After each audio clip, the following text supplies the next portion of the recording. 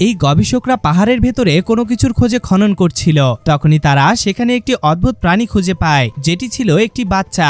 যখনই এই লোকটি তাকে স্পর্শ করার চেষ্টা করে তখনই তারা উপরে একটি বড় প্রাণীর ছায়া দেখতে পায়, যেটি ছিল সেই বাচ্চার মা। সে হঠাৎ সেই লোকটির সামনে এসে নিজের ডানা দিয়ে তার উপর আক্রমণ করে বসে। এরপর সে নিজের বাচ্চাকে তুলে নিয়ে সেখান থেকে পালাতে শুরু করে, কিন্তু লোকটি তার উপর ফ্লেয়ার গান দিয়ে আক্রমণ করে দেয়, যার ফলে তার ডানায় আগুন ধরে যায়। কিন্তু তা সত্ত্বেও সে নিজের বাচ্চাকে নিয়ে এই গুহা থেকে বাইরে চলে আসে এবং ওড়ার চেষ্টা করে, কিন্তু সে জখম থাকায় উঠতে পারে না এবং মাটিতে পড়ে যায়। এখন গাড়িতে থাকা সব লোক তার পিছু ধাওয়া করতে শুরু করে। এরপর সে জঙ্গলের দিকে পালিয়ে যায়। তখনই একটি গাড়ির সাথে তার অ্যাক্সিডেন্ট হয়ে যায়। মা ও ছেলে তখনও পালানোর চেষ্টা করছিল।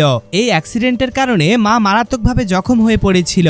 এরপর তারা দুজন একটি বড় গাছের পেছনে লুকিয়ে পড়ে। কিছুক্ষণ পর সেই খারাপ লোকগুলো গাড়ি নিয়ে সেখানে চলে আসে। এখন মা বুঝতে পেরেছিল যে তারা বেশি সময় ধরে লুকিয়ে থাকতে পারবে না, তাই মা বাচ্চাকে শেষবারের মতো চুমু খায় এবং তাদেরকে বিভ্রান্ত করার জন্য হঠাৎ করে তাদের সামনে চলে এসে সেখান থেকে পালিয়ে যায়। এটা দেখে লোকগুলো তার পিছু ধাওয়া করতে শুরু করে।